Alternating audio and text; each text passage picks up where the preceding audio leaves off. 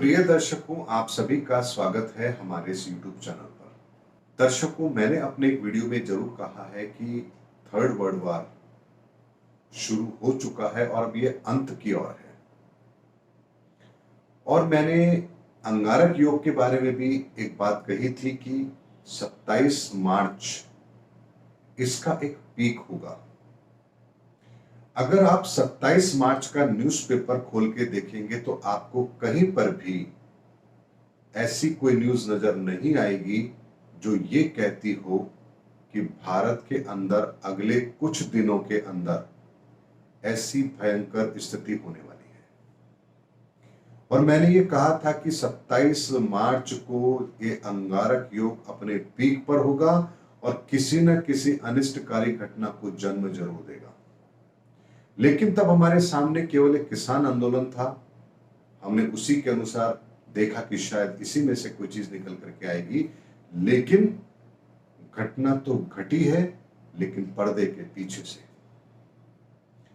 उस दिन के बाद से लगातार तेजी के साथ में भारत की परिस्थितियां खराब होना शुरू हुई है। अचानक से कोरोना का नया स्ट्रेन आया।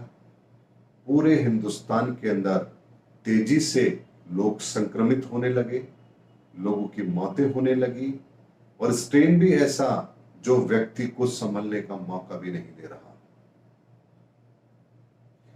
ऐसे में यह कहा जाए कि इस पूरे षड्यंत्र के पीछे कुछ ऐसे लोग हो सकते हैं जो पूरी दुनिया के अंदर अपना प्रभुत्व जमाना चाहते हो और उसमें वो हर देश के उन लोगों का साथ ले रहे हों जो यहां पर निहायत ही स्वार्थी तरह के लोग हो।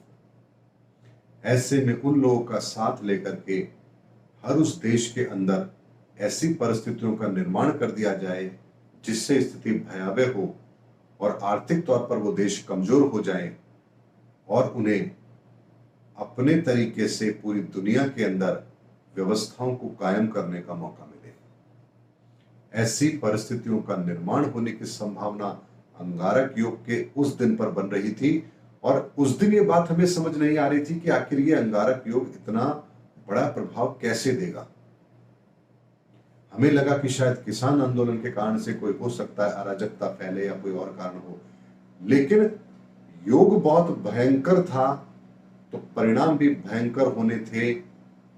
और आप देखिए दर्शकों, वो भयंकर परिणाम आज हमारे सामने है। मात्र 1 महीना बीता है और इस 1 महीने में हमने उस अंगारक योग की भयावहता देख ली है। ऐसे में ज्योतिष के अंदर भी कई बार हमें वो कुछ दिखाई देता है जो वास्तव में बहुत बड़ा होता है, लेकिन चूंकि हम प्रिडिक्शन तो अपनी बुद्धि से ही करते हैं, जो चीज हमारे सामने नहीं है हम उसका आकलन कैसे करें। परिस्थिति कह रही है भयावहता आने वाली है, भयंकर परिस्थितियां जन्म लेने वाली है, लेकिन आखिर वो परिस्थितियां जन्म लेंगी तो कैसे लेंगी, ये हमें समझ नहीं आता है।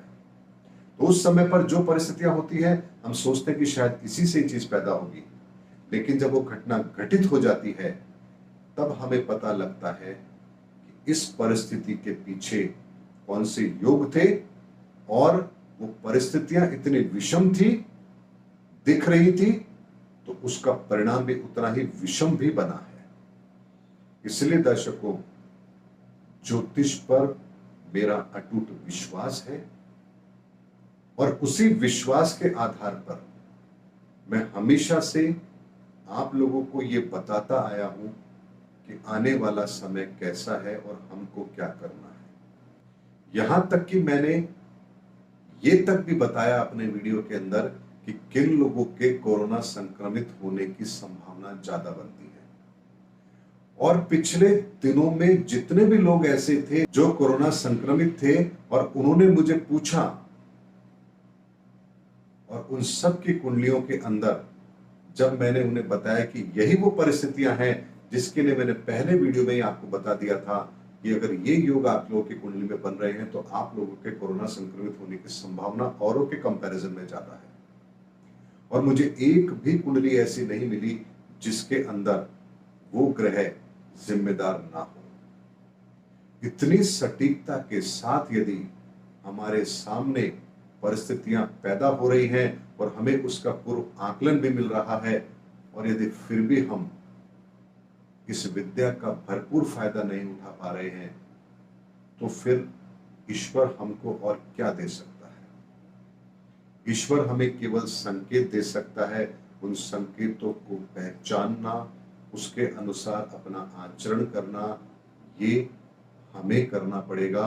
और यदि हम ये करने में कामयाब हो गए तो दुनिया की कितनी ही बड़ी विनाशकारी ताकत क्यों ना हो, वो हमारे सामने नहीं टिक पाएगी।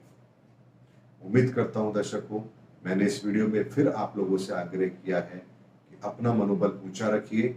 हम बहुत जल्द इन सब परिस्थितियों से अपने आप को बाहर निकाल लेंगे। इसमें किसी को कोई संदेह नहीं होना चाहिए। रात कितनी ही बड़ी भयंकर क्यों ना हो, सुबह जरूर होती है।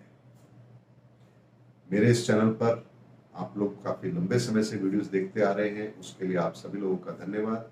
अगले वीडियो में आपसे फिर मुलाकात होगी। जय हिंद, जय भारत।